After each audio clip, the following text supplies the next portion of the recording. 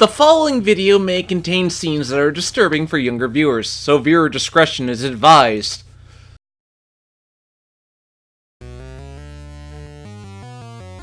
Well, Castlevania's in a weird spot right now. There's the Netflix show, which is doing great, I think, and there's Bloodstained, which seems to have avoided the Kickstarter curse. I still need to play it. But we're going portable, and doing this before Castlevania 3 because the game came out before Castlevania 3, so we must honor that release date order rule.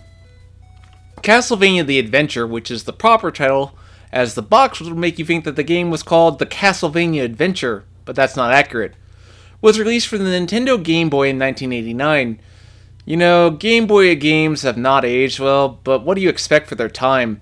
Let's go into the backstory real quick. Okay, the wiki has the Japanese manual. Let's read what it says. Transylvania, a small country in Europe, is associated even today with a demon's legend. With his powerful evil power,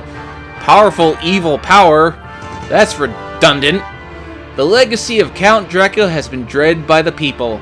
However, no matter how many times Dracula comes back, he never manages to fully change the world into darkness, as he is always put away by Simon, a descendant of the Belmont clan. However, the Devil Dracula has existed long before his first confrontation, not as the Devil Dracula, but as an evil sorcerer. Count Dracula was a fanatical demon worshipper who built a dark castle at the outskirts of Transylvania and conducted evil rituals every night. This got retconned. He has summoned several demons from the other world to serve him, and he himself has been trying to get eternal life by becoming a demon king possessing evil powers. With each day, Count Dracula's evil powers become more frightening, as he spreads fear and terror to the people of the village, until one day, a man stood up. It was Christopher, an ancestor of the Belmont family. Christopher rushed to the dark castle. Many demons and traps laid out are waiting for him at the castle. Will he be able to defeat the transformed devil, Count Dracula, as expected? Okay, English is a little broken. But the point is, this isn't Simon Belmont, but Christopher Belmont, an ancestor to Simon. Supposedly there was some confusion as to when the game took place because both this and Castlevania 3 were billed as the prequel to Simon Belmont's adventure. EGOV resolved the issue by saying that Castlevania 3 took place in 1476, and this game takes place in 1576, while Castlevania 1 takes place in 1691. I guess that's one way to resolve a screwy timeline, as well as making sure that Castlevania Legends doesn't exist, but that's another story. Anyway, moving on, this game was re-released as part of the Castlevania Anniversary Collection for modern consoles, and I recorded it off there because there was no way I wasn't using save states for this game. Yeah, oh believe me, we'll get into that. Well, my first fault is that Christopher moves like a snail, really slowly. It's basic classic Vania. You move to the right, destroying anything you can with your whip. Ooh, money! You can upgrade your whip with these orbs like normal, even giving you the ability to shoot a fireball. This all sounds well and good, but here's the major problem.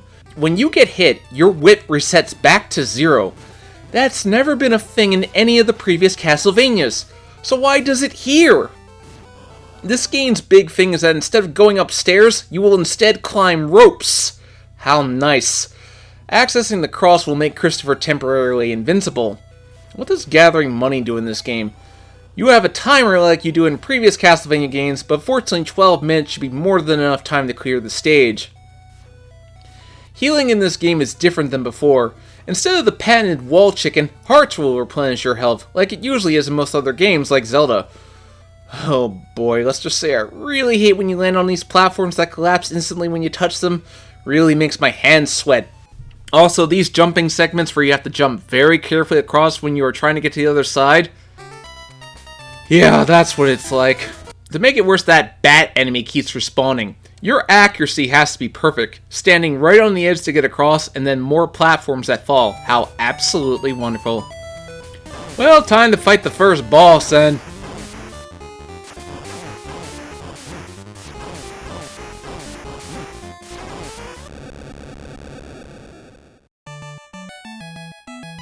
Well, he's pretty easy, what can I say?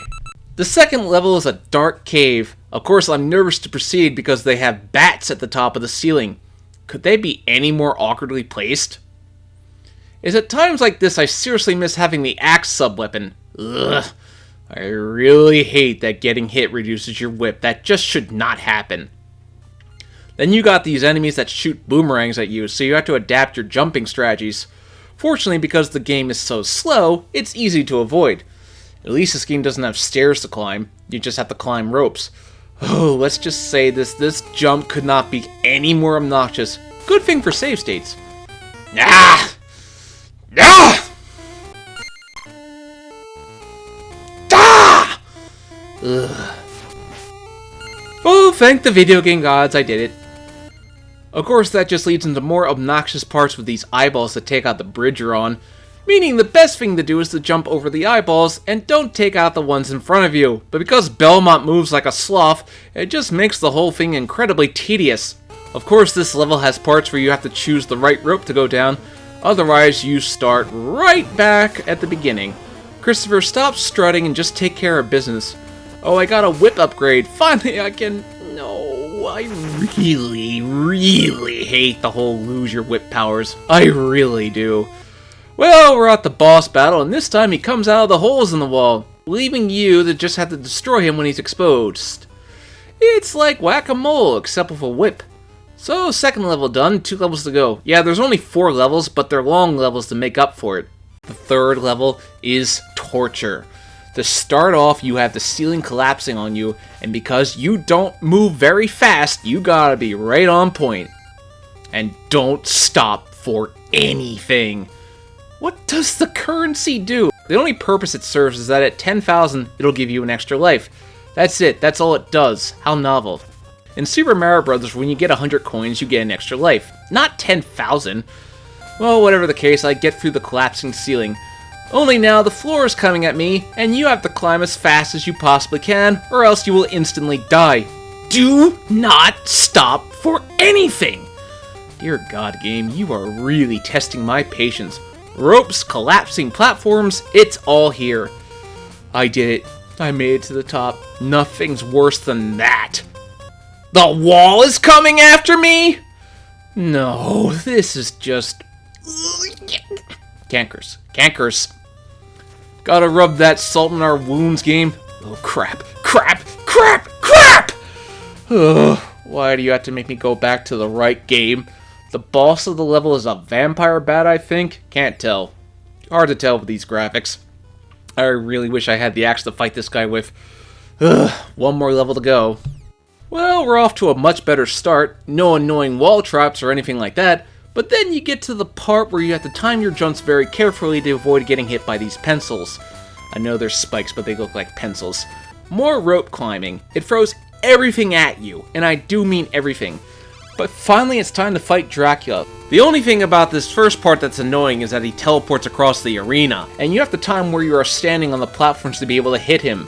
It's all about timing your jumps to be able to hit him. But of course, like always, Dracula has his true form, which always changes depending on the game. He turns into a flying bat that will shoot fireballs or other bats at you. The best thing to do is to plant your feet and knock them down. Alright, Dracula, I hate you and you hate me, but I'm gonna end this here and now! Yeah!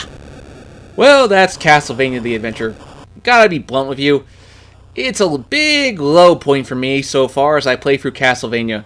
I do not recommend starting your Castlevania journey with this game. Fortunately, its sequel, Belmont's Revenge, would make some big improvements. Also, there was a remake for Wii called The Adventure of Rebirth, which you can no longer get unless you have it downloaded onto your Wii. Better work on a re-release. This is why physical media will always be necessary.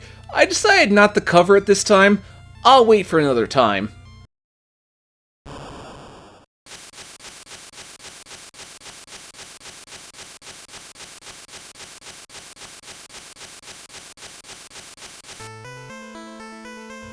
Thanks for watching. If you liked the video, please hit that bell, like, and subscribe button. If you want updates, follow me on Twitter in the description below, or join my Discord. See you next time.